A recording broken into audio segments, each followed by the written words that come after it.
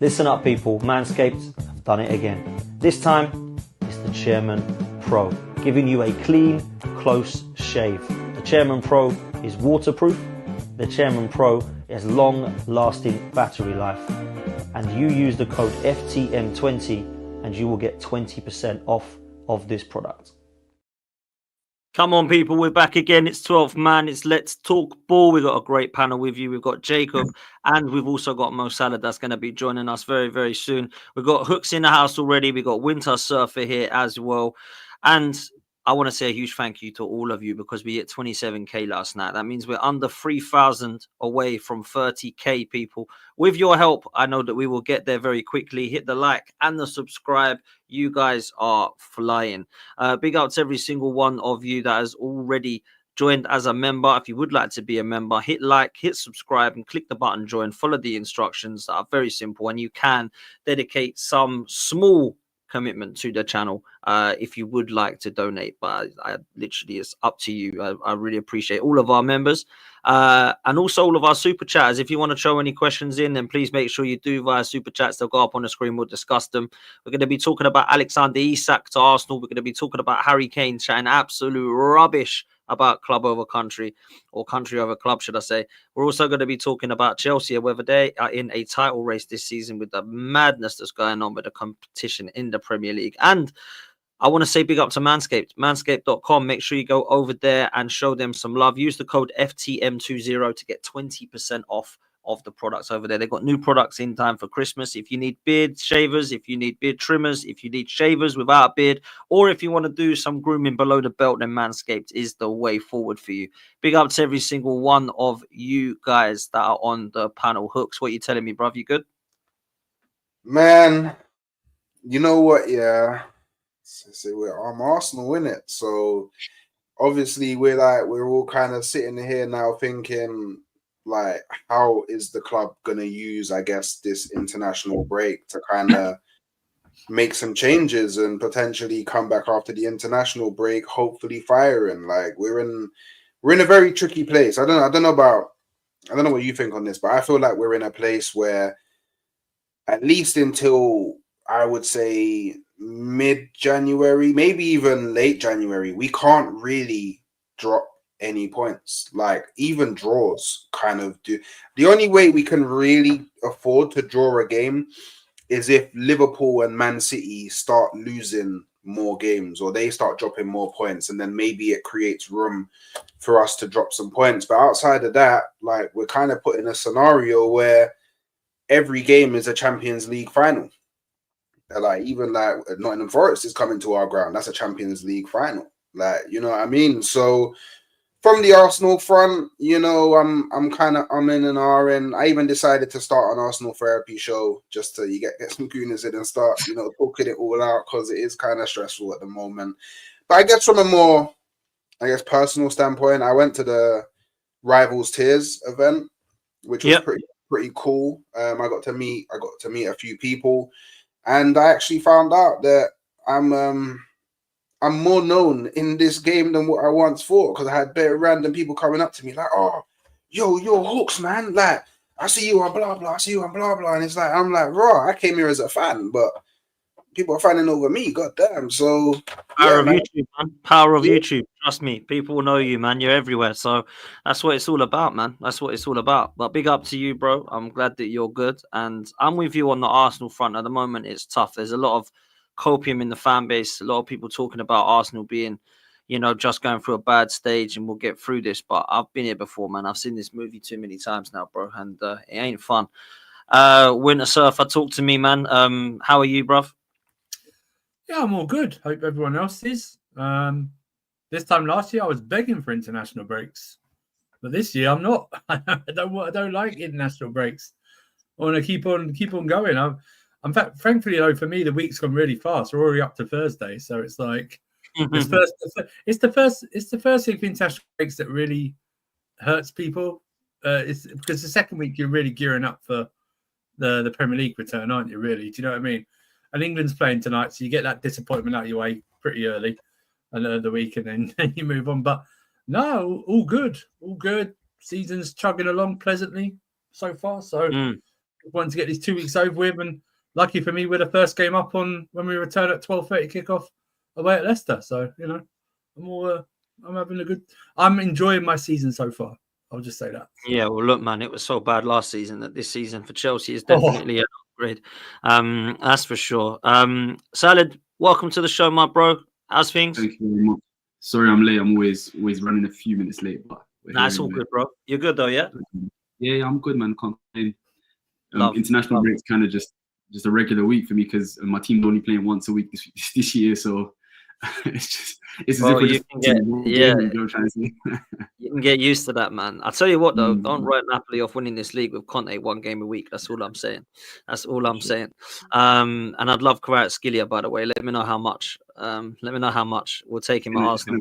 It's going to cost you Saka and Saliba about 100 million. We can start talking. We can start having a conversation. How much would he go for, by the way? Real talk. Do you know what it is? The way, I mean, anyone that's dealt with Napoli knows how our owner is, right? He's seeing these wingers like Mudryk going for nearly 100 million and wingers that have done nothing. And you've seen this player being the player of the year, leading you to the Serie A, double-digit goals and assists every single season, even last year at his worst. He's easily going to 100 easily. But he's about to sign a new contract now anyway. So he's not going to be leaving for another couple of years. He's very close to signing a new contract. So he's such a baller, man. Such a baller, man. There's no buyout clause, no? Any buyout clause? That's what his agent wants. The agents want a buyout clause in the new contract. So just in case one of the big boys wants to offer, but it's just a matter of what that buyout clause is going to be, you know. I'd pay 120 for him, man. Yeah. Honestly, it's going to be around 100, 120. So he is a baller, man. Absolute baller. I think he's quality, man. But listen, let's talk about another player that's been linked with Arsenal today. Alexander Isak hooks. Talk to me. Again. Yeah, do you know what it is? Yeah, I'm actually this one. Okay, so look, yeah, I'm a guy. Yeah, I'm big on the conspiracy theories. I'm a very conspiracy theory kind of guy. I watch all the shows that talk about conspiracy theories and all of that. Yeah. Now all I know is Edu left. Yeah. About a few days to a week after Edu left, the Real Sociedad sporting director decided to resign, and his contract will now be ending a year earlier. And he is the guy who's not only responsible for bringing Isak from Dortmund to Sociedad, he's also responsible for selling him for 55 million profit. So we know he's a bad boy. He's got a relationship there. He's the guy that brought in Kubo. He's the guy that brought in Erdegaard on loan when he was at Sociedad. He's the guy that helped bring Zubamendi up into the first team. Look who's linked with Zubamendi again, Arsenal. So I'm just saying there's some stars that may potentially be aligning for Arsenal at the moment. So I'm looking very forward to it. And then in terms of Isak, like, he can be deployed in many ways. You know, we can use him as a striker. We can use him as a left winger. Like, to me, he's one of the few ballers in the world that give me Henry-esque kind of vibes. You know, the way he finishes, the way he's lanky, fast. I think he would be a perfect signing for Arsenal. And I do know that Newcastle are kind of in a position where they need to start thinking about how they're going to generate some funds, because they have the richest owners, but they aren't allowed to spend their money in the bank account. So they got to find ways to generate some funds, and I don't mind helping them out. You know that? So yeah, I'd love to see Isak. And you know what? For me, the dream would be, you know, wake up one day and like bare people are messaging me, yo, what's in the news? And I'm like, what are we talking about? Breaking news. Arsenal bid accepted for Isak. Breaking news. Arsenal bid accepted for Gyökeres. And then, by the way, we win everything every season. So yeah, I'm all there for it, man. Isak is a proper baller, and he's got experience. Let me just say something real quick about Isak. I said this on Mo's platform about 7 months ago, and I said he would be the final piece for Arsenal because I think he fits you guys so perfectly. It's kind of the reason that you got Gabriel Jesus and Kai Havertz in that number 9 position is someone that can pick up the ball very good with their feet, but the issue is they're not as good in terms of finishing. He can do all of those things. He can interlink. He can run in behind. He can drift off to the left, etc., etc. And he's also a bad boy finisher. He's your definition of a. So he can do everything. And he will fit into that team so perfectly. Obviously, my biggest issue with Arsenal and their biggest weakness for me is the left winger. I think Martinelli's he hit his ceiling at 19 years old, and that obviously needs to be addressed. And me personally, I wouldn't get Isak to play on the left. You feel me? If you're getting Isak, you want him to be your number 9. If you get Isak on the left and then Gyökeres in the middle, then who's gonna say no to that? You know, but obviously that's just a pipe dream. Never gonna happen for you. Is this just not international break news again? That's my worry, man. That's my worry, bro. Always think Isak. It's like, do you remember that? Isak's gonna be the one where we're linked with Draxler all this time and Higuain. Who's that Portuguese midfielder who's linked to everyone, but he signed for William Carvalho. Remember, he was linked to like every summer, every transfer. William Carvalho is on the move. Never happened. I just think listen, I think you should go for him if you're going to go for him. You should go for him definitely. But it's just now not like you think about conspiracy. You said conspiracy theory hooks. It's a conspiracy theory. This drops on international break. That's what that is. That's a theory for you right there. Didn't drop last week or the week before. It dropped again on international break. So you guys have something to talk about. Do you know what I mean? Yeah, I don't know whether did Eddie want Isak or does Arteta want Isak? There's a lot of talk. Arteta is obsessed with him. That's what I'm hearing. Arteta is like the Declan Rice obsession. That's what I'm hearing. But could be rubbish. Do they do it in January though, Dan? That's what I don't think they do it in January. Do you? Nah. It's going to be a summer move. It's going to be summer job. That's what I mean. It's like if at all. But the sporting director might be something. Also, the Monaco guy just quit as well. There's a lot of rumours about Edu's replacement.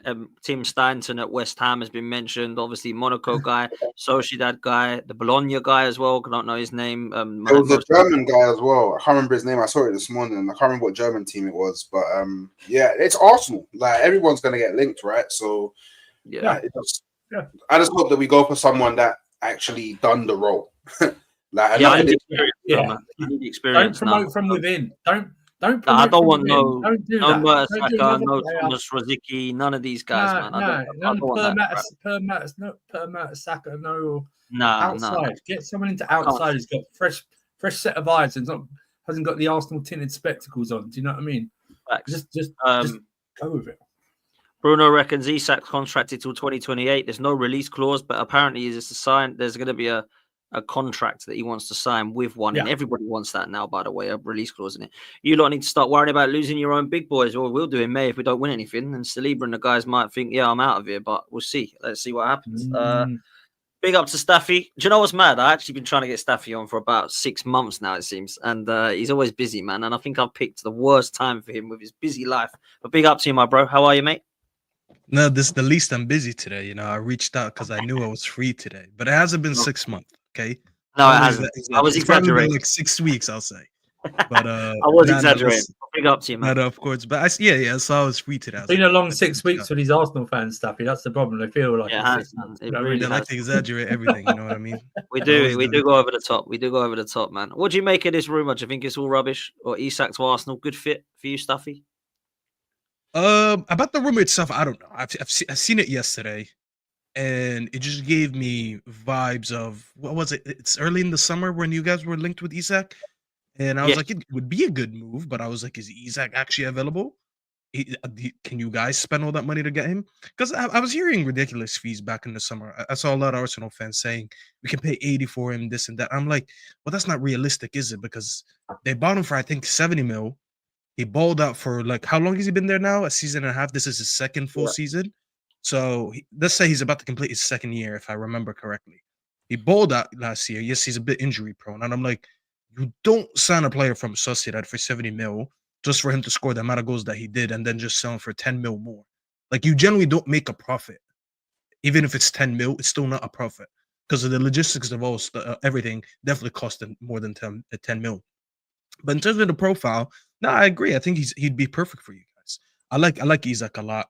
He sometimes looks a little bit clunky, but his ball carrying is good. He can drift from wide areas. He can be that poacher in the box. He's a bit tall as well. I think he's 6'5" maybe, so it gives you that height. he's a versatile striker. I like him a lot, and if you give him proper service and players to interchange with, he'll back goals. You know, he's a big time player, and he's played with the what's his name before, Odegaard. So he has that relationship with your club captain. So it would make sense to sign him in a perfect world. It was always going to come down to, are Newcastle willing to sell, and how much are they willing to sell for? Can you guys afford a big deal? I don't think he would go with anything less than 100. I'm gonna be honest with you. In today's market, especially in this inflated market, nah, he wouldn't go for just 80 or whatever it is. So financially, I don't know if it makes sense. Footballing wise, it makes every sense. Hey, Staffy, you made a good point, yeah. So not only always. What do you mean I made a good point? I always make good yeah, sometimes. Like, not only has Isak played with Odegaard, Isak's also played with Moreno, and we're linked to Zubimendi. He's also played with Zubimendi. Wait, could we be becoming Arsenal Sociedad? I was about to say you're gonna do that Sociedad revelation there, but man. Sociedad of North London. Let's go, man. I'm here for it. No. I don't really care that much for Moreno because I think he had a good relationship with Odegaard. Them being, both of them are from Scandinavian countries. Both of them were in La Liga trying to prove a point. You know, they both like. I think I don't know where he's from, but if anything, he just seemed like Zubimendi, homegrown players. They belong there.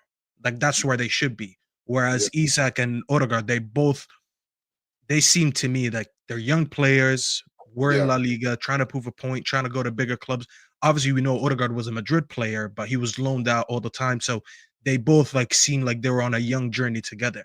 So for them to reunite as top players, because I think both of them are top players, at a top club in a different league for them, it would be a lot. So I don't know, like it just makes sense to make this deal. As I said, the only thing that I don't know and I can't control is the financials. So that I can't speak a lot about. You know, I don't like to sit here and pretend that I know everything like Mo Salah does. You know, I only speak in the areas that I know. You know, I'll let him waffle. Listen, man, before we talk about you're on mute. You're trying to talk shit and you're on mute. Sorry, I just want to go pray. I said, I don't even know who you are, and you're saying my name, bro. I don't, like, who's this guy? just mentioning my name. I don't get it. Listen, just go on Twitter. This guy retweets everything I tweet. He's a fan. I forgot you two won together today, man. I forgot you two won together today. I don't know how you manage your weasel your way onto Bleacher Report, but we support it regardless. You know what I'm trying to say? No, man. I want to talk about Harry Kane chatting rubbish, and I want to talk a little bit on Amorim and Chelsea. But before I do that, Jacob, big up to you, bro. Welcome to the show. I mean, Hooks has been. Yeah, Hooks is ready waving at you. You know what I'm saying? He's ready and waiting about that. You know, but across the border, I've got a fantastic county called Suffolk, and they've got the tractor boys in town, and they come and ploughed your Tottenham field the other day, my bro. That's what happened. It was. I'm just gonna say it this way: until you've played Ipswich at home, you don't know what it feels like unless you were there in 2002. So, well, look. Unfortunately, we lost in 2002 to Ipswich, and then we did it in 2024. So. At least you know what it's like. I mean, keep consistent. Do you know what I mean? That's the way to do it. Yeah. You know, unfortunately, I wasn't supporting Tottenham in 2002 back when we lost to Ipswich, but thankfully this time around, I was there. Well, not there, but you know, you were there in spirit, man. There in spirit. I mean, before I let Hooks come in, because I know he's been like, hook, line, and sinker, as they say, for the last few waiting days. in that dark room, huh? Hooks, he's like been a true waiting criminal. to brew and pounce, my bro. But talk to me about why you're still Ange in, because at the moment it ain't looking good for old Ange Postecoglou. Like Deji was on the other night telling me that he thinks you're going to lose 18 or 19 games at this rate. Well, yeah. I had a chat with Deji yesterday, actually, and. I mean, that's assuming that patterns and trends stay the way they are. And if that's the case, I would still be growing and I would still be under 250 pounds. But that's just not the case at this stage in my life. I stopped growing and I am over 250 pounds. So, you know, I just think that trends and patterns, they do come to an end. It doesn't, just because it started one way, it doesn't mean it's going to continue that way. Much like last season. It started undefeated after 10. It did not continue that way. These are things that happen. I think that for me, why I'm still Ange in is because he's not the problem. He's just a part of a bigger problem. And sure, you could point at different aspects. He should have done this at this time. Like for me, there's times where I say, oh, I would have done a sub here. I would have done this sub here. but I'm not a manager. I play FIFA. That's the most I get to do those substitutes. So I get my say in FIFA, and Ange Postecoglou gets his say on what I actually get to watch. So for me, that's just every fan of every club, every manager they've ever had, they've said, oh, I want to see this sub at this time. That's just a normal thing.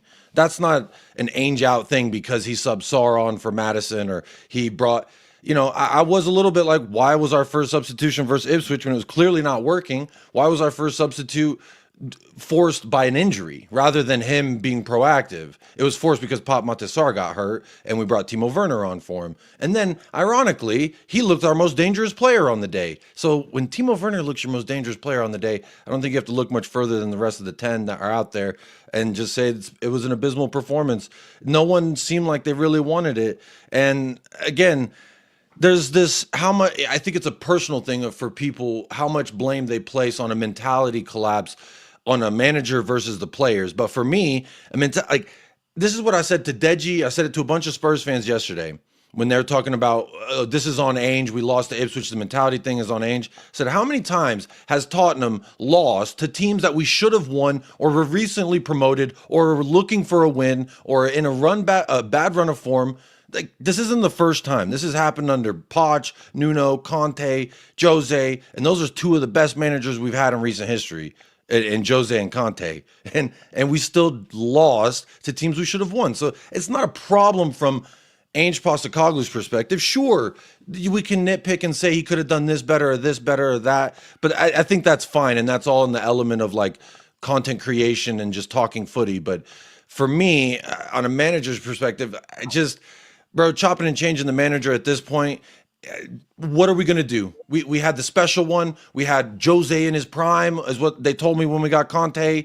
And then now we've got a guy who I've always said I see as a transitional manager to take us from where we were to get us some form of stability, identity, and have a simple plan for multiple years, at least 2. We haven't had a manager start and finish a season since Ainge did, but before that was Pochettino.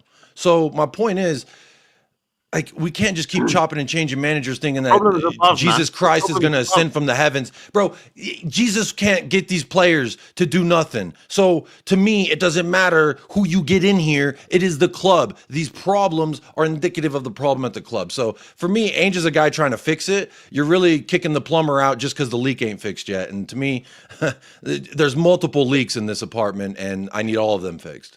Can I say something? You said I don't think personally. I think this game, it was probably complacency. And as bad as Tottenham have been, and as bad as people are saying Tottenham have been, they're only 3 points behind Arsenal and Chelsea, who are having like apparently good seasons, and Arsenal are. If I'm correct, right? We're not having a good season, bro. I don't know who. No, but you guys are still supposed to be challenging for the title.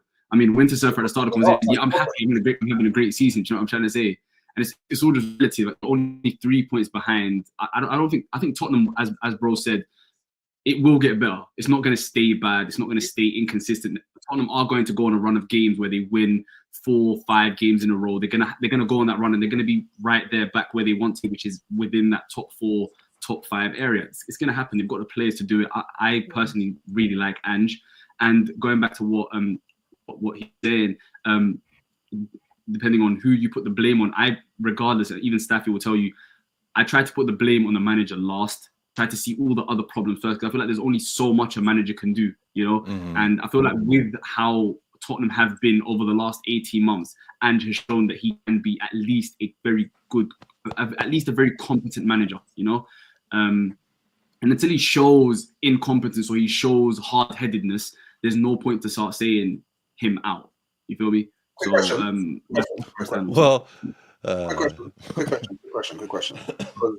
Because you said something about stubbornness and hard-headedness.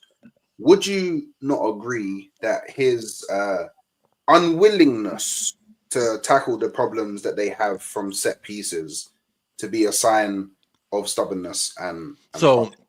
This is where actions speak louder than words for me. Yeah. So when he said we didn't concede another set piece until Arsenal this year. So to me, he did address the problem. What he says is maybe a different story, and it rubs people the wrong way. Sure.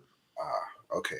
But Simo, you was very eloquent with your words, and unfortunately for Jacob, I'm not a Napoli fan. I'm an Arsenal fan, so I don't really care if it's Ange that's the problem.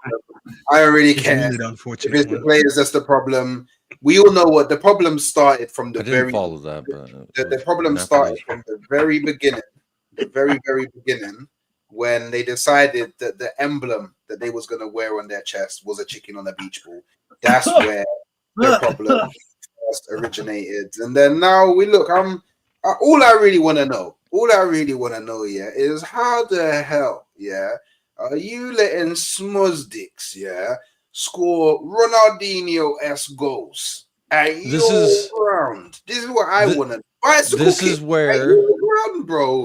is where I look at my players, my quote unquote finger air quotes leaders on the pitch, because I'm convinced we don't have any. And especially when Son is gone, Romero, look, it pains me. You see? Shut up. It pains me. It kills me. I don't it feels like I'm ripping a layer of skin off when I do this, but for me, Romero has been pretty dreadful as a leader. I don't think he's captained us to any wins. This year, the drop off has been massive. Okay, so you could take last year, and if he would have replicated that this year, I'd be dunking on y'all talking my shit. But what he's done is, this is the best way I see Romero. We took the best junkyard guard dog we've ever seen in this side of the South, this side of the Mississippi, the best junkyard guard dog you've ever seen. And then we neutered him. And now fans are saying, oh, why is he not as aggressive? Why is he not? He don't really chase after the cars like he used to. It's like, well, because we told him to settle it down. And then you know what? Now it looks like he's in this weird in between where he's trying to pull back, but he wants to go in, and then he just looks clumsy. And now you got Ipswich. There's clips of him where versus Ipswich, and this is Ipswich, bro, that, no disrespect, it's just you can't be getting done up like that. He looks like he's just a step behind, 2 steps behind, doesn't mentally look like he's reading the game. He looks like he's more reacting to the game. And honestly, it's very upsetting, because this is a player I hold in high regard and I hold to a high standard. And honestly, he's not hit those levels. I tried to understand and excuse when we were shuffling and changing and, different things were happening. But when you're constantly in the car with a group of individuals that are pulling off a heist, I gotta believe you are a part of the game plan that went into that heist. So therefore, I do hold him accountable. But Jacob, he's at fault. That angry junkyard dog, someone has secretly taken him to be neutered, and you didn't know about it. He is so depressed. That's what happened. Also, 2 things. I don't know what happened to my G. When do we stop being surprised that Spurs lose these type of games? When do we stop being shocked by this? It's Ange's fault, Andrew. This has never happened until Ange got here. That's what I'm saying. They lost to Palace already this season. That's another team that hadn't won in the league this season, and then they gave it to Ipswich. That was 90 minutes of being dominated, by the way, and outmanned, and right before an international break. And you look at all these internationals, and they look like they're pulling out of things. Sorry, Andrew, just wanted to. I looked at that result on was it Sunday, right? I looked at the result on Sunday, and I went, oh, but I wasn't like, whoa, you know what I mean? I was like, because your last season, the back end of last season when you got all your players back. It was very mixed, wasn't it? Very mixed results. Kind of what we're seeing right now. It's exactly, you carried it on into the new season. I mean, it's 5 wins, 5 defeats, 1 draw. Do you know what I mean? It's like, yeah. It's something has obviously carried over, and he hasn't been able to obviously fix it. There's issues. I mean, bringing Maddison on Sunday, I know he might not play well, but bringing him on for like what, 7 minutes he had to do? 7 minutes was it, Jacob? He had left in the game or something like that. 8 minutes or something when a sub was made. Even when his interviews, Andrew, talking about Maddison coming on, I think he had 11 minutes in total. 11 minutes. Yeah, he had 11 minutes to try and try and do something in that game. And it was Look, like, when he loses the game, right? He's being interviewed, and he's looking so down, Ange Postecoglou. Now, listen, I'm not expecting him to come out and start be happy when he loses the game, but he's just looking down, like, yeah, it's my problem, mate. I've got to fix it. It's the problem, mate. Mate. And I'm like, hang on a minute, like. Give the fan. How can you motivate anyone like that? Now, I'm not saying he's doing that in the dressing room, by the way, before people start giving it. But look at you and just say, look, I've got faith in myself. I believe I can turn this around. I believe I've got the players out there. I've got some quality. We need to turn it around. None of this like, oh, I'm just so down and depressed about it, mate. But it's me. It's a problem, mate. It's not them. I'm thinking, what are we listening to here, man? It's like a funeral. What is happening here, man? I just think it's, first and foremost, I'm going to say this, like different cultures approach situations differently. Different people from different backgrounds and different walks of life all react and respond to things differently. Like, if I just got bonked on the head by Ipswich at home, you think I'm going to be looking in the camera talking nice to anybody? You think I'll be smacking the cameraman? I'll be slapping the microphone out the dude's hand. Get out my face. Don't talk to me. But everybody responds differently right after a really awful loss. And like for me, I don't judge a man based on how a man looks on camera or talks. Do you think that shows I judge him based on Jacob? Do you feel any fighting, Ange? I just feel like he's depressed and done and out of it. Yeah, man. It doesn't look anything to me. If that was my manager, I'd be worried. Where's the fire in the belly? Where's the fire in the belly, man? Where the fire? It's the same place Arteta's putting that meat in Dubai. How about that?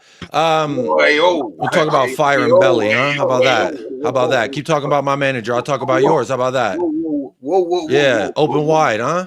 We'll talk about that. Where's that Dubai trip to get your form back? Is that what you? Because I know y'all came back from Dubai hitting on all cylinders. Hey, smoke dicks didn't dunk on me, bro. Maybe you should go to Dubai with them. Your London trip to Dubai, no, but back to Ange, and like a lot of Spurs fans are upset that he stands there with his hands in his pockets, etc.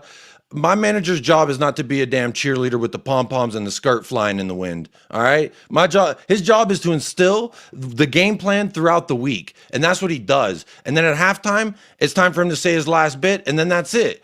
To me, I don't want a wacky inflatable flailing arm tube man as a manager. I used to make fun of Arteta for doing that. So why would I want my manager to do that? It's really weird. Spurs fans 4 years ago, talking about, oh, look at their manager, such a silly clown. We've got the most poised and elegant and so sophisticated looking. And then now they're like, how dare he stand there and not move? He's a statue. Ange Posta statue. Ange Posta no clue statue. Like, I get it. His name is great, and you want to make a lot of wordplay. Yeah. I love immature wordplay. I love it. I do it a lot. I get it. But my thing is, again, I don't judge a man based off of the way he acts or looks like that. Like, I don't. And that's just me. Like, without my bias. I judge him based off of what I've seen him do since he's been in the job, just like a player. Like Brennan Johnson, he didn't wow me at Nottingham Forest. If there was a player I'd pick from Nottingham Forest, it wouldn't have been Brennan Johnson. It was probably Morgan Gibbs-White. Who chose him? This club. And then my manager said I chose him. No, because you're Hooks, can you let me address one of the bullshit tentacles you've thrown out, and then I can address the next one? This octopus of bullshit, you just every time just, ooh, look at my. Let me address it one at a time, and then I'll chop them up. We'll have sashimi. Would you like me to give like Tottenham some praise, so it's like a bit balanced, so you don't have to? Because I can give Tottenham a bit of praise if you would like that. Would you like that? I don't care what you say about Tottenham, honestly, good or bad. So it doesn't matter. But just I'll wrap it up quick. I know I'm kind of talking on. This is a constant topic that I'm always addressing on my channel and other channels, because these fans are really disappointing the hell out of me, because I thought we were better than that. We were acting worse than Arsenal fans, and I didn't think that was possible. But it's great that someone, nice to meet you, Mohammed. So I've seen you on Footy Judge Mo and stuff. So, I know that you have a brain, and I heard you speak about Ange, and it confirms that you have a brain. So thank you. It would be great if you could tell more Spurs fans. Don't say that in front of Staffy. Don't say that in front of Staffy. He doesn't like hearing any praise from you whatsoever. Well, the shoe fits. shoe fits wear. I appreciate it. I appreciate it. You gotta look at who's throwing it around. That's Staffy. Come on, man. But no, I don't think Ainge is out of ideas. I think he can motivate, but I think he is like me in the sense that he's not going to jump around and if a manager has to flail around and do all this, Unai Emery was doing all that, and you know what the hell he was doing by the end of the game? Sitting in his seat like this. Because it doesn't matter. The players either do it or they don't. And you flailing around, if anything, would piss me off. To be fair, Jacob, players do feed off that. When you see your manager on the touchline and he's in the game and players do feed off it, to be fair. And that was, like, to show some emotion, like, Brian, because when you look at your sideline, I just remember during lockdown when players were saying how they hated no fans in the stadium because now they hear their manager all 90 minutes as opposed to 45. As me, I don't like being micromanaged either. That's the only thing you're hearing. It can be a bit off-putting, but with the noise and stuff, when you look at your manager and he's giving you a bit of energy and he's giving you that bit of emotion, I mean, it helps, bro. I guess, yeah, and I could see I understand that aspect of it, and I see why people would feel that way. I, as a player, as a competitor, not at any professional level, but I'm still a highly competitive person. I never once looked at the manager or my coach to get me going. It was the dudes around me, the guys I'm in the mud with. Who's my left? Who's my right? You got to pull me through. I got to pull you through. It's kind of how I always. So maybe that's just a cultural difference. I don't know. Maybe. In England, they want their manager to do all that. For me, I don't care about that. I look around and I say, well, who's my captain? Who's leading me in practice? Who's leading me every day? Who's helping me in the locker room, at lunch, etc.? That should be these leadership groups. Son, Madison, and Romero were named all the leadership group, and then Vicario this year got put up in there too.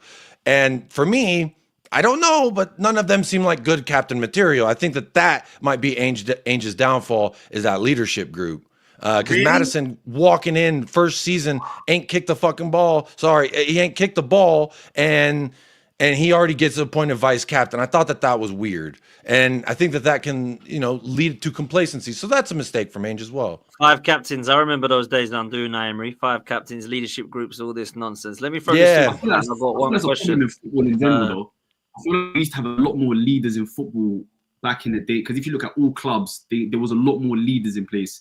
Like United had Evra and Gary Neville and Rio Ferdinand and Wayne Rooney. Arsenal had Sol Campbell and all of these guys. Chelsea had Lampard, Gerrard, Lampard, Terry, Drogba. I feel like in football in general, there's just very few leaders around. Like in football, even at Arsenal, who's a leader? Maybe you can look at Declan Rice, maybe who got that kind. I mean, sorry, Odegaard's not really a leader. Like leads by example, innit? There's different types of leaders. I was going to say that those vocal leaders aren't there anymore. Like Saka can have an armband; he can lead by example. Saka's an incredible leader with example. But in terms of barking orders, I get what you mean. No, I get what you mean. Let's try to go 2 minutes without talking about Arsenal. No Arsenal props for 2 minutes, okay? Just 2 minutes, bro. Let him speak without props. Let me throw this super chat, and then I've got a question before we move. Is this the mid and also around podcast? Damn, big up to you, Tom. Love, man. Look, there was a madness on Big Six the other night about Turkish suggesting that Tottenham don't deserve to be in the Big Six, and without blowing this up and throwing a spanner into the works and going on another 5 or 6 hours about Tottenham, I wanted to ask if you think that's a genuine question, because for me, I see Tottenham as a rich six, not a big six. Big Six clubs win trophies, and last time Tottenham won the FA Cup, I was 3. I'm 37 now. So I need to look at what Tottenham are about. Yeah. Aston Villa, for me, are a couple of trophies away from Tottenham in terms of their history. And I think they've obviously, I don't class them as a Big Six club. I look at there being 5 clubs that definitely deserve to be in there in terms of their heritage, what they win, their history, their fan base. Tottenham are basically, for me, and this is no disrespect, because I don't like them, obviously, because I'm an Arsenal fan, but I feel like they're a club that's got all the gear and no idea, right?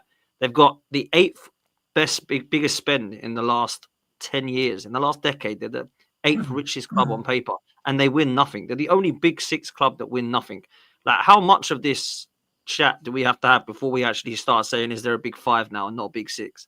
Like, that's just a genuine question. Well, I'll tell you this. I think it was about 18 months ago, 2 years ago, maybe. I looked into it as I opened up an El Paso Spurs supporters group chapter out here. Tottenham Hotspur, for successful reason, for the lack of success and trophies, they still got the most the most official supporters groups in America out of anybody. Liverpool have the most fans, but the most supporter groups across the nation goes to Tottenham.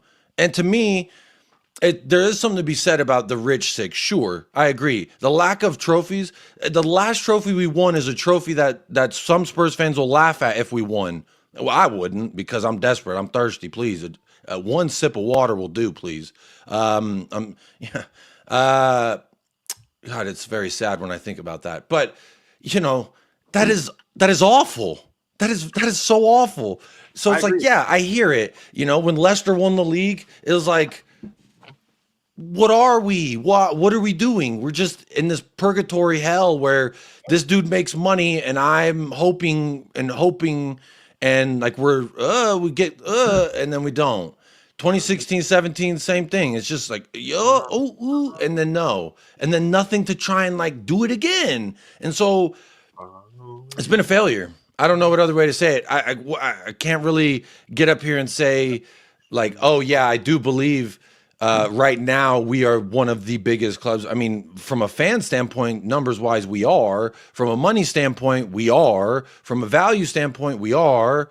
So there's a lot of different boxes we check. It's just that one big shiny one, or the few little shiny ones around it, that don't get checked. And that is where I guess it comes down to, we're never not going to be out of the top six, though, however you feel about it, because financially, commercially, they're going to use us because there's so many people that watch around the world. And part of that is due to how they're run as an establishment. Do I think it's right? No. I would care less about commercial value and more about domestic success if I had a say, but I'm just a dude in Texas, so I really have no say. Well, look, I've got I a don't know if question. anyone else I wants just to before we want close. to ask Jacob a question really quickly. Why is it that there's so many fans in America that are Tottenham fans? Because obviously I travel there regularly. I go to America 2-3 times a year, right?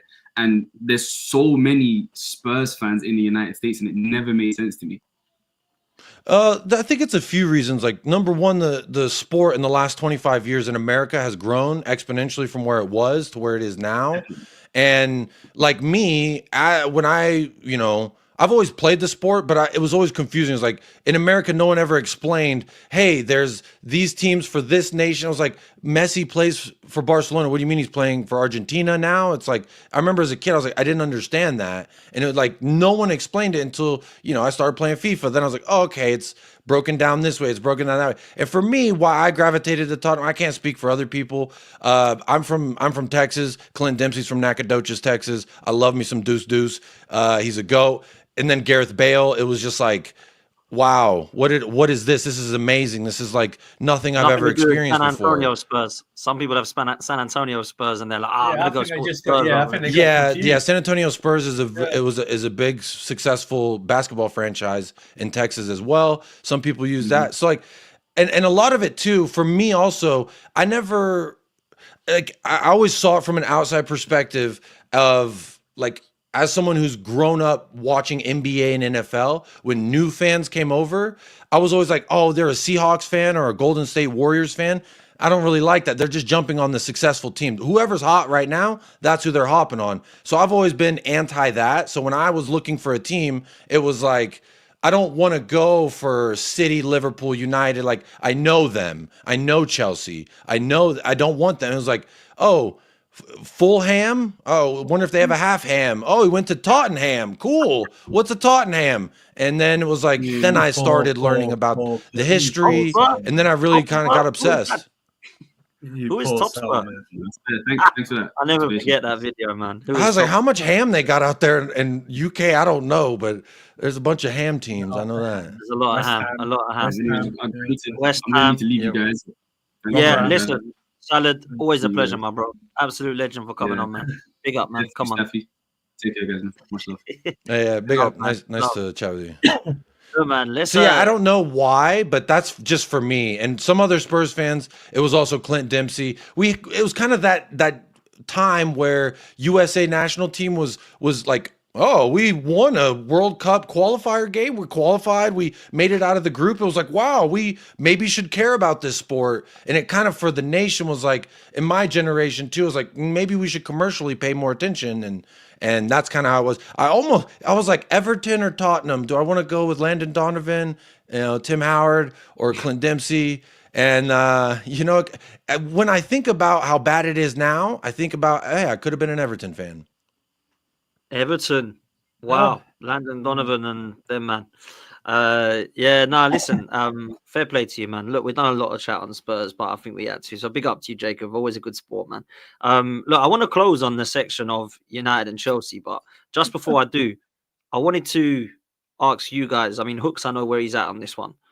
Mikel Arteta, just quickly. There's a lot of pressure on Arsenal at the moment. Arsenal being spoken about as not being in a title race and that he's under pressure, etc. I'm going to start with Staffy and I'll come to both Andrew and Jacob on this as well, right? What happens this season if we go trophyless, Staffy?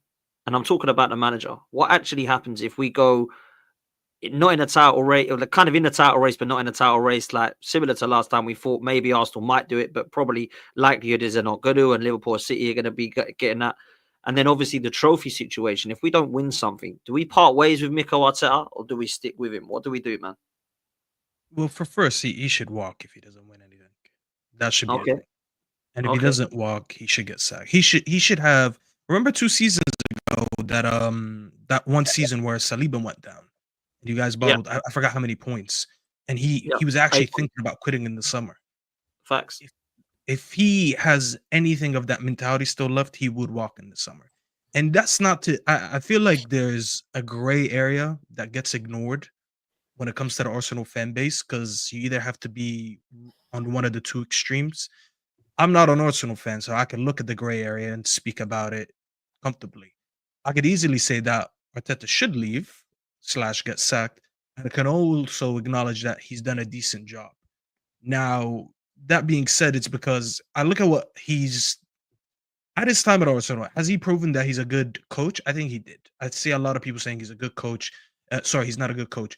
You don't really assess someone being good or bad just based on winning the league. You can still be a very good coach / manager and not win the league. I think the job that he's done at Arsenal, it's not the best, but he's done a good job.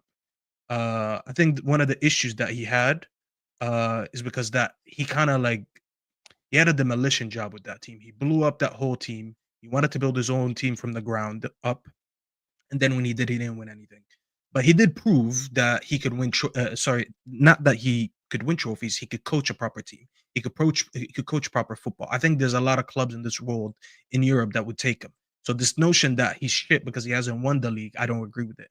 However, when you decide to build a team from the ground up, you get rid of the likes of Aubameyang and Ozil and Lacazette, and you talk all that shit that you talked, and you get a dog and you name him Win, and you draw light bulbs before the game, and all these dark arts, all this stuff, like this whole Netflix series that we've been through over the last 5 years. When you don't have anything to show for in the end, ultimately it is a failure, because even he would tell you the goal after all that was for him to win the league. So it is a failure in terms of that. Yes, you didn't win the major trophies. You've spent all that money. You've done all that stuff along the way, and you didn't win it.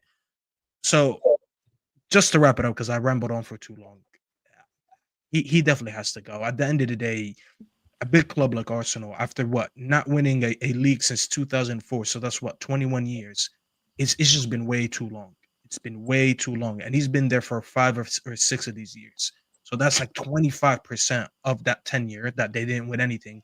He was in charge, So I still think he's a good manager. I don't think he's shit like people saying, but ultimately you did fail, and you've been given a chance. And I believe that people deserve chances, and when you don't get it done, someone else deserves a chance. You don't know, like this whole notion that there's no one out there better than Arteta. Rubbish. I think that's bullshit. Because here's the thing. I still think Arteta's a good manager, but he would have never been given a chance to prove that he's a decent enough man. Like he's a Premier League manager, 100%. Like no one can look at him and say that he's proven over the last 5 years that he can never manage a Premier League club again. That's bullshit. He's 100% that level of a manager. However, when you don't get the job done, someone out there could, and you don't know until you try. You guys, 100%, no one thought Arteta could manage a team the way he did when he was just an assistant for Pep in Man City. He had to be given a chance to prove that he could properly coach football. Whether he won or not, he still proved that he could do it. Someone out there could win the league. It is not an insane job. It is not impossible. You just don't know until you try it. You look at what's his name? Slot. Slot is already doing a better job than Klopp. You look at Igal and a lot of people in the beginning of the summer, they kept saying that Liverpool were going to have a drop-off just because they assumed that no one out there is going to be better than Klopp. So far, he's been doing a better job than him, Slot. So you have to always think that someone out there deserves a chance. Someone has enough credentials to come in and take over this team and take him a step forward. Even if let's say Arteta's tactics have been the best, the fact that you can't get Arsenal to get over the line, to me, that could be down to, I don't know, it could be down to motivation. It could be down to man management. It could be down to so many things. Someone else deserves a chance to come in and do this job. So I think 6 years and the amount of money he spent has been too much. Someone else should be coming in 100%. Facts. Can't disagree with anything you've said. Winter Surfer, Jacob, love to get your thoughts on this. So, I don't reckon that they'll sack him. I reckon if anything happens, he will leave by himself. Because I honestly think your ownership is very happy where they are right now, finishing top 4. I don't think Arsenal fans have realised that you've walked back into Arsene Wenger days, and your ownership was very happy with that. That's why they kept him on for so long, because you finished in top 4. They wanted to cash that Champions League check. That's all they wanted to cash. That's all they wanted to do. You fans and give credit to you, want to have more, obviously, because you're fans. But I think ownership is very satisfied with keep finishing in the top 4. That's why they gave him a new 3-year contract. It wasn't like a 1-year extension, like a Ten Hag last year, or even 2 years. It was 3 years. And I just think if you finish in top 4 today, or again with no trophy, you'll put pressure on him. Board won't put pressure on him. I mean, there's even rumours it's so Arsene Wenger like. There was even rumours when Edu left that reports saying that he was going to have a hand in hiring his own boss. I mean, that's what Wenger did. We can see this. I mean, you've literally gone back. You've gone back into Arsene Wenger, and some fans don't even realise that. Do you know what I mean? That's the weirdness of it. They're always just going to want to be in the Champions League and top 4. That's what they want. Unless you have a radical summer where because there's no squad in the Premier League that's perfect. Everyone still needs a few adjustments here and there. You guys needed to have at least one up front. Your fullback situation needs to be looked at properly instead of having central defenders there all the time. But even the midfield bit, it's like, well, you waited so long. You took so long for Marino and Calafiori. Those transfers took so long. It took all the summer to complete. But I think if he finishes top 4, nothing's happening. No, he's not going to feel any pressure from the board whatsoever at all. I agree. I think we get top 4, and I think that's the ambition of the Cronkies, man. The Cronkies are happy with top 4, and I've always said we lack ambition. Spend money, yep, cool. They spend loads of money, but let's be real. Have we ever had a window where we've looked and rival fans have looked and gone, oh dear, Arsenal winning something with that window? No, they haven't. We've always been short. Go on, Jacob.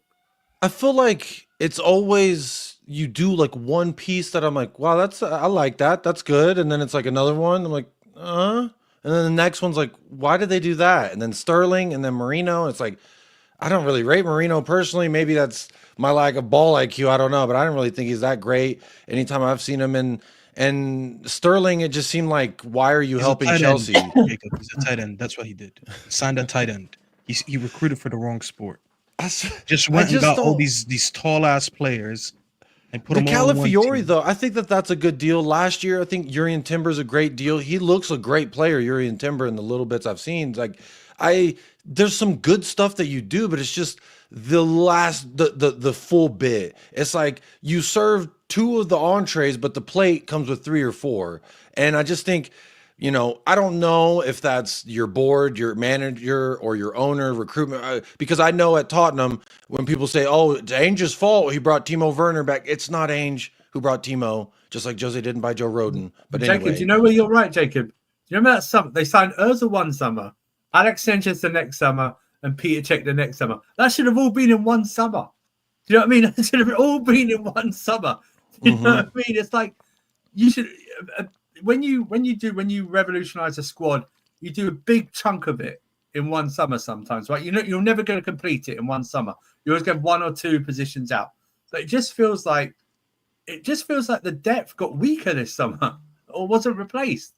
Do you know what I mean? It was like having to rely on Kivior and this kid Skelly and this Nwaneri, who's never going to see another game, by the way, now Odegaard's back. That's never going to happen, apart from like League Cup games or something like that. But like still buying Havertz as an 8 and then eventually pushing him up front when we told you that is his better position. Having Trossard in as a 10, Odegaard out, and suddenly the whole game plan throws off because of just Odegaard out. That's poor squad planning and building. And it's also really, Arteta's got to have a hand in that as well. And also, he runs these players sometimes into the ground or rushes them back, like Saka and Odegaard. Like Odegaard's coming out the other day after the Chelsea game saying he still needs to complete his rehab. What are we talking about? This might be a really simplistic. 6 minutes and then 96 minutes. It doesn't, because there's no one to replace him. And Arteta's got to have a hand in that because sometimes over the last couple of years, he doesn't trust his bench. Do you know what I mean? They bought players in and you wonder, okay, where are you going to use them or how he'll use them this way? He didn't use them. Like Vieira, you bought Vieira a couple of years ago, hardly used him. He shipped out on loan again for free, didn't get a loan fee for him. And then it's this obsession with defense, and then totally flipping your philosophy. Because last season you had a great defense, but we're playing good attacking football as well. That's the thing. Surfer, on that, sorry, before you come in, Jacob. Surfer, I totally agree with you there. And I think I tweeted this a few weeks ago. I said Arteta's downfall this season, which it's been longer than just this season, but his downfall, in my opinion, was him switching up on what he originally was about.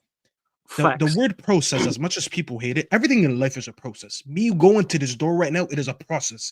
Okay, I have to take steps along the way to reach that door. So everything is a process.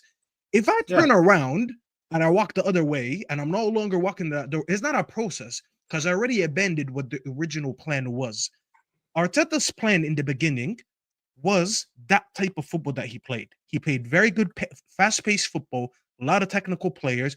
Most of them had that similar physical build where like they all had this low center of gravity. Most of them are good on the ball, tiki-taka, outscoring our opponents, Everyone called him the B-Tech Pep, but it was working. And I feel like along the way, he decided that now I'm going to start going less technical and more physical. And that's where I think he fucked up, because I don't think that team was ready enough to, you know what, let's start abandoning what we were doing and let's switch to defensive. And I feel like a part of it is down to the Arsenal fans just agreeing with everything that Pep does. Arteta does. Like, they at first were very happy with the style of football that they were playing, saying, look at us, we scored the most goals in the league. There was that one season where he scored the most goals in the league. There was a look, we play attacking football, And then once he switched up and he started going for center backs as fullbacks, he started going for taller midfielders rather than technical midfielders, starting selling all his 10s in Vieira and Emil Smith-Rowe, and signing the likes of Marino, signing the likes of Rice. I feel like a lot of Arsenal fans just went with it because they're like, oh, okay, maybe now if we defend, we're going to win the league. You know, maybe we couldn't win the league outscoring opponents, so now let's start conceding less than opponents. And that's where I think he made a mistake, because the process is not a process once you go back on what you were doing. You have to stick to your beliefs, and that's what a process is. And whether you continue to end up build winning the on league or that. not, that is the idea of a process. You said, I want to go from destination A to destination B. Once you abandon destination B and now you want to go to C, there's no longer a process. You literally went back on what you did. And a big part of it comes back to the Arsenal fans that just happy clap everything. And I'm not going to sit here and start a war between the toxic positives and the toxic negative ones. But seriously, that is what happened at Arsenal. And I think Arteta did not get questioned. If anything, he's got given more power than he should have. And Stefan mentioned it. The fact that he's gonna get a say, you literally have a say. I mean, didn't he say this summer they're gonna have a really busy summer? A right to say who your boss is. Your boss is your boss. He's gonna hire his next sporting director. But I don't even know that he's gotten all that much power, because at the beginning of this window, what the quotes that I heard that trickled through Twitter down to my amateur ears were, it sounds like Arteta's going to have a busy summer getting the guys he wants to get them over the line, which to me sounded like you get a couple attackers and maybe another defender and a midfielder, and boom, you're actually going to win the league, and that's what I was afraid of. But Havertz was his signing, Rice was his signing, and this season, what's his name? Marino was his signing, Calafiori was his signing. Like all these signings, he has a big say on who we want. We've seen it in that documentary that came out years ago. Remember that documentary? What's it called? The Amazon one. Yeah. I'm not saying I know for a fact. I just know what I heard. I just sounded like he thought that he was going to have a big, busy summer. Like he has a huge influence on which personnel comes into this club. Just how he had a huge influence on which personnel leave the club. Aubameyang leaving was down to him. Ozil leaving down to him. Guendouzi leaving was down to him. All these players, and it's no coincidence that he completely switched up this team to what like this. This is why I have an issue with Arteta. This team that he has right now is an image of what he wants. This team was built in the image of Arteta more than the image of Arsenal. And that's why when he gets the most criticism, it is fair because you had the biggest influence on recruiting these individuals. Would I say ideally did he want Sterling? I don't know if he did. He probably wanted like a Nico Williams or something. But at the end of the day, they did get you Sterling because you gave the okay, and he is one of your former players. And when you look at Zinchenko, you look at Jesus, these are players that he previously got because he knew from his days from Man City. So that's what I'm saying. When the team is built in the image of the manager should get the biggest stick. But just jumping on that, just Dan, I want to ask you this because I in an Anhooks probably. Can you imagine this? If you imagine you guys under Wenger, if you started playing like this, or you were going to find out you're playing like this, what would the reaction be of those fans back then, about 7 years ago? Because I find it hilarious. I find it hilarious being a Chelsea fan and Arsenal fans deriding how we played to win trophies for like 15 years. And now you guys are playing this type of football. And it's so, I know you guys probably don't accept it that much, but I hear it so readily accepted. Like dark arts. We're fine with dark arts. I just can't imagine under Wenger, those fans, they never wanted to play this type of football. And you know what it is? I don't mind. You can accept this football if you're winning. You know what I mean? If it leads to winning, or you've got a history of playing this football and you win stuff. That's why Chelsea fans accepted football like that sometimes under Mourinho and everything like that, because we won things with it. I just don't, I just find it the irony of it now being like accepted so readily. Do you know what it is? I don't mind playing this style of football if it wins me stuff. That's why Conte, Mourinho, Diego Simeone were known. George Graham, when I grew up, it's fine winning this way, but you've got to win this way. If you don't, otherwise you're a Pulis or a Moyes. And that's why people keep comparing him to Pulis and Moyes at the moment, because his style is basically lumping crosses and hope that Havertz or Gabriel gets it on their bonds and it goes in. And it ain't good enough for me. 5 years in, £700 million deep. That's where I'm at. I just can't understand where we're going with this. And he needs to change it up big time. We need to dip into the market in January because it was an absolute disgrace in the summer. That was not a 7 or 8 out of 10 window like people were telling me. It was a 4 or a 5. Getting 2 loan players in Sterling and Neto and Marino and Calafiori, who, let's be real, are going to bolster your squad. No striker still in 5 years.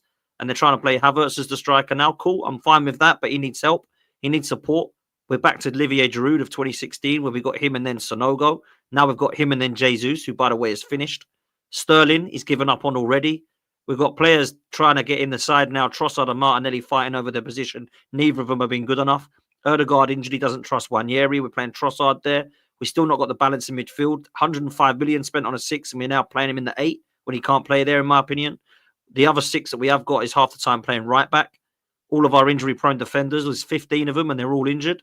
There's a problem in every single department, man. It's really not good. And Mikel Arteta is definitely to blame for a lot of it. But let's be real, this is not Arteta's project. This is the Kroenke's project. So I'm looking at them and thinking, are they happy with this process? Because I'm with you, Andrew. If he finishes top 4, cool, he's still here. And he'll probably sign another deal. He will sign another deal because he's off in the summer otherwise.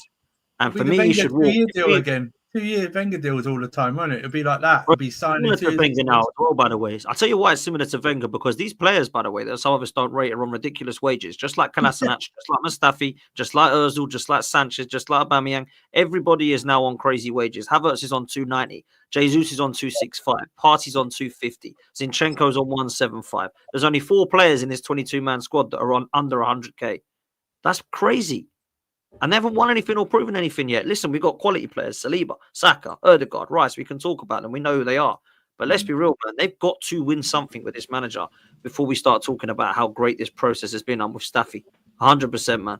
Listen, I just wanted to weigh in real quick. Like, I think from a very simplistic outside view, I see it as very simple. Like, Arteta and the board get credit for almost winning the league twice. They also both get, I think, blame for the lack of getting it over the line and what you're seeing this year. But this year, again, it's only 11 matches played. I still think you have everything to play for. I know we're only 3 points off of each other, but there's no reason to believe that you've played. Now, correct me if I'm wrong. 3 out of the big 6, and out of the top 6 right now that are on the table, you've played most of them too. So it's like you've had a lot of rough matches. You've gotten some results. You've gotten some injuries. And these are the things that go over during the course of a season. To me, I understand the fear and the worries, but I just still think like it's really early. City haven't looked the best. I don't honestly think Liverpool are fantastic. Arne Slot is a great manager, and I have a slight bias against him because he used Spurs to get more money from Feyenoord, the fraud, the crook.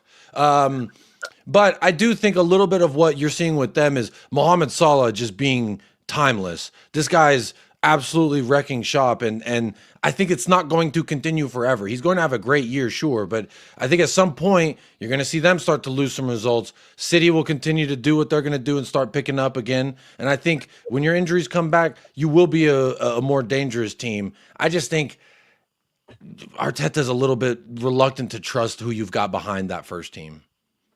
Okay. And well, listen. That's why it seems like y'all are going back and forth on your play style. Do you know what? You have finished and ended on a positive of Arsenal because there is still a long way to go. We're still in the Champions League. We're still in all 4 competitions, believe it or not. I think we've got a great chance to get into the semis of the League Cup by beating Palace at home, which I think we'll do. FA Cup hasn't started yet, and we're 9 points off the top with a long way to go. So fair play, it is still some positives, but we need to change it up, man, because at the moment we ain't winning no title playing like this. Look, I want to close on this question, and it's I'll send this to Hooks, right? What's the minimum expectation for Chelsea and what's the minimum expectation for Manchester United? They've both got new managers. You can talk about Maresca being there longer now, and it's cool.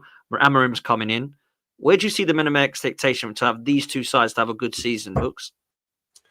I think for Chelsea, the minimum expectation definitely has to be top 4 and a trophy. Obviously, with the current position that Manchester United find themselves in, I think it's going to be a bit difficult for Manchester United to get top 4 conventionally through the league. But I do think as a minimum expectation, they should be really putting all their eggs into winning this Europa League because that will be them back in the Champions League next season. And then that will just allow them to build a lot better in the summer because they'll have more money to play around with. There'll be more of an attractive proposition to the bigger players. And I think it will remove any sort of limitations through who they go and get. So I would say Chelsea, top 4, maybe an FA Cup. They're out of the Carabao Cup already. They 100. No Chelsea fan better see me if they don't win this Conference League. Because if they don't win this Conference League, I swear down, every Chelsea fan I know is getting cooked into oblivion. And then I'll say on the flip side, Manchester You're going to use United, your European prowess to dominate them with the... Yeah. You know, we won the Cup Winners' Cup in the Fairs. Oh, the Cup Winners' Cup. This Finians, like Finians are facts. I get it. Hey, I'm just saying, like, we know. Don't diss the Cup Winners' Cup. Do not diss the Cup Winners' Cup, Dave. I swear to God. If you won that, you used to go into the Super Cup against the European Cup winners. Exactly. Not the It's the equivalent of the Europa League. That's why we beat Real Madrid. Yeah. So, the Super Cup. How did Spurs do in the Conference League? Did Spurs do all right in the Conference League? COVID gave us a 3-0 loss because we couldn't field the team, and then the manager, the opposing manager, was in prison. So we felt bad, I think, and we just COVID the reason you lost to Moira Higgins of Love Island. That was the team you played, right? Was that the COVID one, or the manager in jail? Was that Dinamo Zagreb? I don't remember. It's all a blur of tainted memories. Yeah. Look, man, I'm with Hooks. I think the minimum expectation for Chelsea is top 4 and a trophy. I think that'd be fair for Maresca coming in, and that trophy needs to be the Conference League. They could win another one. Don't rule that out. But I do believe that should be the Conference League. It obviously won't be the League Cup now, but I think they win the Conference League, and I think they will get top 4. If I'm honest with you. Yeah. As for Manchester United, I personally feel now they've just got to try and get European football and try and get this playing style at Manchester United under Amorim, which is why I'll move it on to Staffy with this one, because I need to know from you, man. You're probably one of the most level-headed, I'd say, in terms of Man United. You say it how it is, in my opinion. Some people may disagree with that. I know Salah probably will. But yourself, man, what are you saying about United and also Chelsea as well, bro? Salah is a crook. We don't take him serious. That's all it is. You know? But on United, I don't agree with this notion that we should just completely write off the league. I don't know.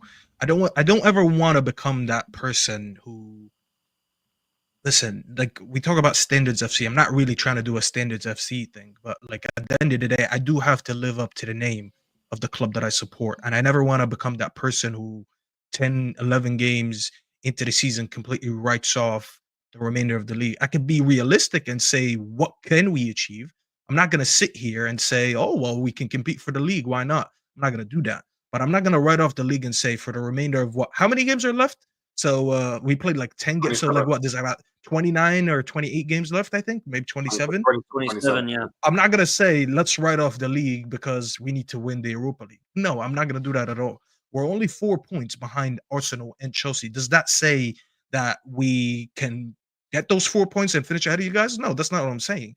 It just shows that in one of our worst starts, if not our worst start ever of a Premier League season, we're still behind so-called league contenders or title contenders by only 2 games.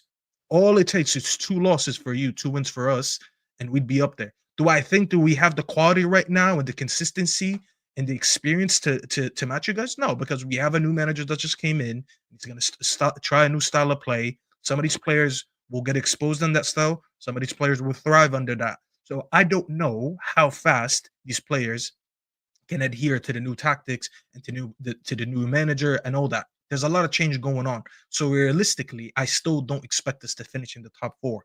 However, I'm not going to go in there and say, you know what, Amorim, it's going to take time for you to get a tune out of these players. So here you go. You have a season off. Just go win me the Europa League. No, I'm not going to do that at all. I'm going to tell him top 4 is still within reach. Show me if you can get this team up and running as quick as, because Maresca did it with Chelsea, and I didn't expect him to get top 4 in his first year. He proved me wrong. So if Maresca can do it, and fair enough, he had a preseason, so I'm not going to give him the same judgment. I'm not going to give Amorim the same judgment that I gave Maresca, because he's obviously coming in and like 1/3 of the season or maybe less than that's already gone.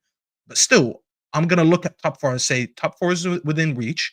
A part of me assigning you to be the manager is because I think, and he probably agrees, like every other manager, that he could come in and deal with some of the players that already exist there. No manager comes in and says, oh, well, I need all my players in first before you expect anything from me. No, he knows what job he decided to take on, and he knows that he can probably do better with this team than Ten Hag did. So for that, I will expect him to still have an eye on top 4.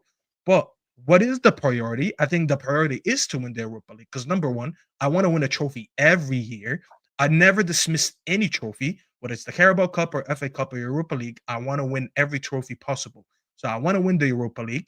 It is an easier route to the Champions League next year by winning that. So you get 2 benefits. You get to be in the Champions League, and you pick up a trophy along the way, and it adds to our trophy haul, because I think we're only 2 trophies behind Liverpool. So every year I want to pick up as many trophies as I can. And it just keeps that whole culture of that we should go into every season expecting to win trophies.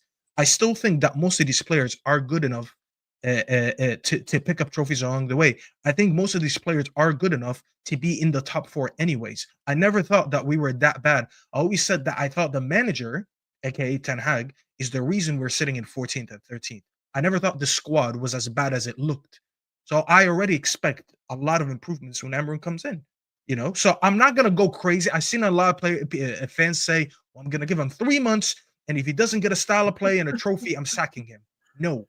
And I hate the word style of play, by the way. I said I'm banning this off my channel. We're not using the word style of play anymore.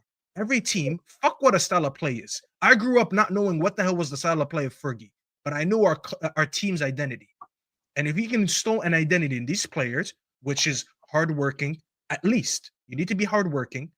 You need to have some leadership. You need to have some accountability.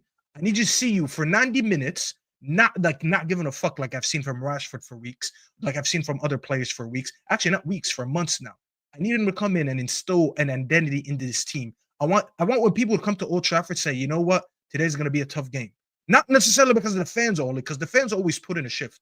But I want the players on the pitch to be hard to beat. I want them to have some type of identity that we've lacked over the last 3 years. Or 4 years, or whatever it is under Ten Hag. So all these things are still things that I should be looking for this season. So I'm not going to write off anything yet, but I'm going to be realistic as much as I can. No, listen, you're talking facts, man. I think Manchester United have always got to raise the standards, and everyone should be going for a trophy on this panel. There should be nobody going, I just want to try and get top 4 this year. I just want to try and get, man, win a trophy over top 4 any day of the week. This top 4 nonsense and the top 6 nonsense for me is just absolute rubbish. Like, you are Spurs fans, and there's a few, like Deji will say, get me Champions League. I'll win the Europa. I don't want the others. Man, when you're starved of trophies, I even want a domestic cup. So Tottenham, God knows, they must want a domestic cup. So, and I mean, think about if, and I know this is a huge if, and no one's seen it here. I certainly didn't. I wasn't alive when we did do these types of things. But if we did win a Carabao Cup in February and we're still in contention for Europa, I think that would spur on the team and the players just a little bit more to go for those bigger honors. So I absolutely want that Carabao Cup. I would never scoff at you can name it after milk, Gatorade, lemonade. I don't give a damn. I want it, and I'm thirsty.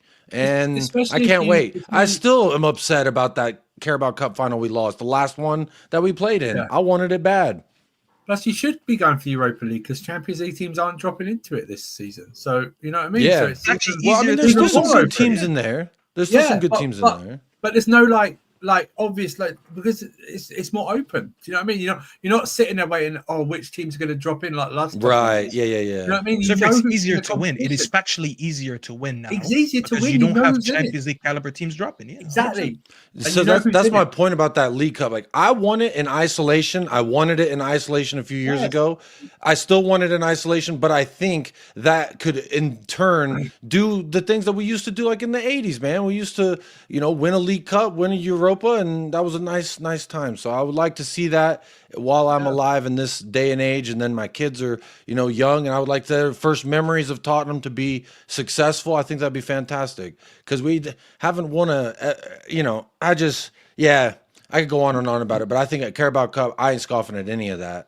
Good. I know Deji, he did say that he doesn't want a Carabao Cup. I don't care. I'll take it. Deji, and no disrespect, Deji is the pure example. He's the perfect example for beggars cannot be choosers. And I mean this in the most respectful way. Not about Deji personally, Deji the Spurs fan. If I'm sitting there and I'm starving and someone comes up to me and gives me like a chicken sandwich, I can't be like, get this shit out of my face. I want a burger or I want pasta. Like, bro, you are starving. You take what's in front of you. You don't get to nitpick when your options are limited. Spurs right now are in the Europa League. I know you lost last game, but you had one of the highest odds because you won the first 3 games. I think you were tied first. We were tied for second. You were tied first with someone, so you still had one of the best Lazio. There's a few people that were Lazio or something. Yeah. You have one of the better squads in the Europa League. Yes, you don't have that winning mentality, but you have a manager who, by the way, before he joined you, won a treble with Celtic. Celtic is a winning club, so he has a winning mentality. He keeps banging on how he wins in his second year. So he already has that mentality that he wants to win something in his second year. So the mentality is there. It's all going to be down to the squad. And I think the fans should be expecting the same thing. And it's not just the Europa League. It should be the Carabao Cup. You're about to face us in the Carabao Cup. Even though I still think we'll beat you guys, because as shit as we've been, these players just won 2 back-to-back trophies in the last 2 years, so they know what it is to still not play good football and yet win trophies. Yeah. However, you should be looking at the last 2 seasons that you had, and you're like, you know what? For the majority of these 2 seasons, we've been ahead of United in the league. We've been playing better than United. We actually beat them twice or 3 times in 2 years. We should go and beat them again. There should be no excuse for Spurs fans saying, but it's just the Carabao Cup. Eventually we want to win the big ones. No. You got to win the small ones to taste that win. Surfer with the greatest, and then it makes you hungry for more. Jose Mourinho, 100%. Yeah, it makes you hungry. Jose Mourinho always talks about the importance of Chelsea, that Chelsea team when they won the Carabao Cup, and he says that was the start of all these players winning all these great trophies after. Because if it Plus, wasn't for that if one, it's good enough, if it's good enough for Pep to win it 4 times in a row, it should be good enough for any manager. Yeah. And I'm not buying this notion that Pep threw the game versus us either. Oh, Fergie won that.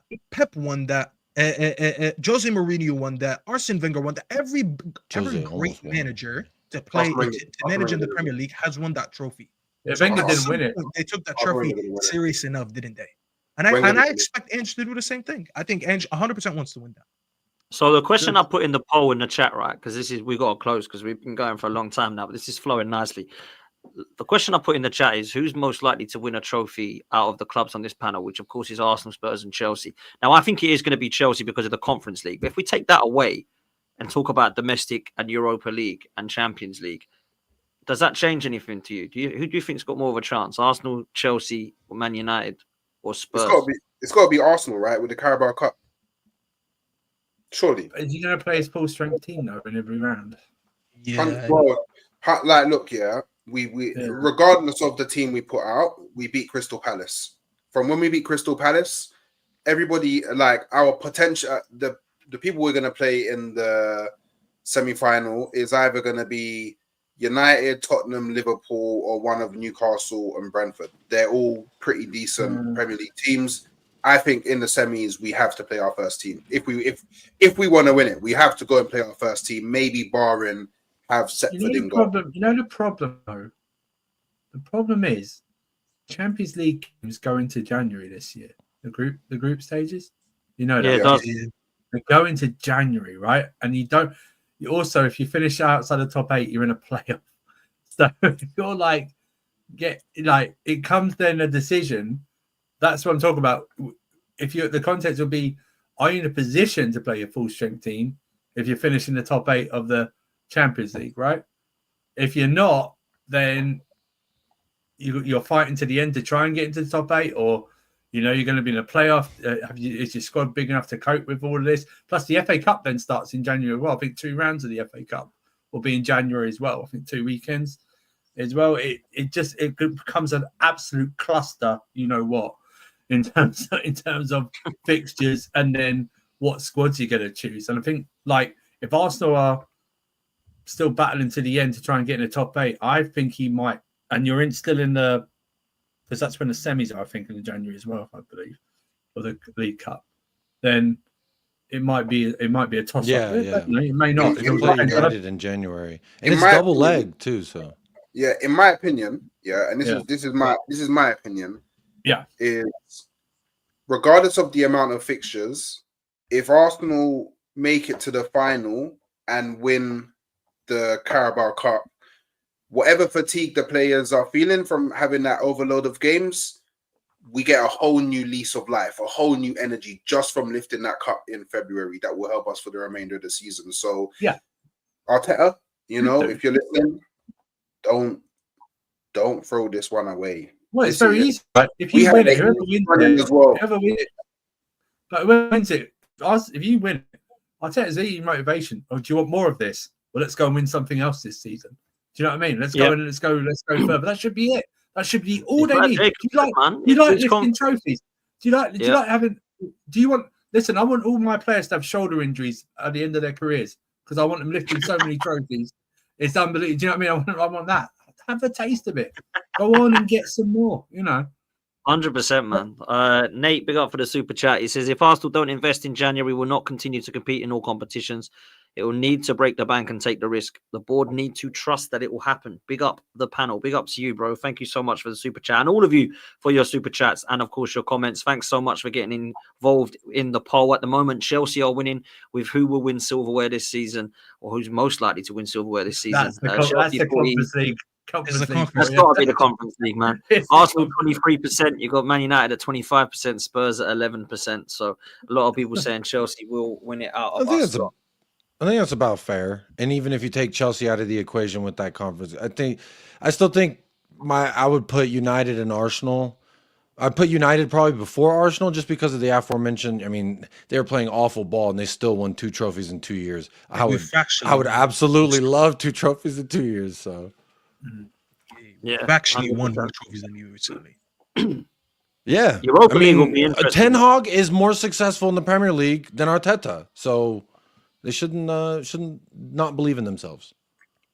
No, the Europa League will be interesting, man. I mean, I'm looking at the table now in front of me: Lazio, Ajax, Galatasaray, Frankfurt, and then it starts to drop down. You got Tottenham and Man United obviously down it, but for me, the ones that I thought would be doing better: Fenerbahce under Jose and Porto. I actually had Porto as my favourites to win the whole thing. A lot can change, of course, but right now, I think they're going through a transition as well. Yeah, that's a big yeah. When we were playing Porto, I was listening to what some Porto fans were saying. They were saying they were going through a transition themselves. So they had like some changes as well with the board, I think, and all that. So they weren't really in a stable position to really win anything. I think their manager was an assistant coach last year. Something. I think they lost to Benfica at the weekend as well, if I'm not mistaken, or something like that. So, wow, that's not good. Yeah. Listen, people, we're going to close there. Big up to every single one of you for coming on. Really, really appreciate it. Thanks for the super chats. Thanks for the love in the comments. Big up to Hooks. Make sure you go and follow Halftime Hooks, please, on everything, on all socials, on YouTube. He's putting out regular content and he's everywhere at the moment. So please make sure you go do that with Hooks. Likewise, Winter Surfer on all social media platforms. You'll see him on here and other channels as well. Make sure you're all following Staffy TV if you're not doing so already. Staffy's putting out loads of content on his YouTube channel as well, all Man United related and football related. And of course, United Spurs of America for Jacob. Make sure you go and show some love as well to him, talking all things Spurs and football too. This is going to redirect you to Terry over at the Football Terrace. So please make sure you go show them some love as well. They'll be live now. So please make sure you do that. Hit a like, hit a subscribe. Go check out manscaped.com. Make sure you use the code FTM20, FTM20 for 20% off. And we will see you next time. Take care, people. We're out of here.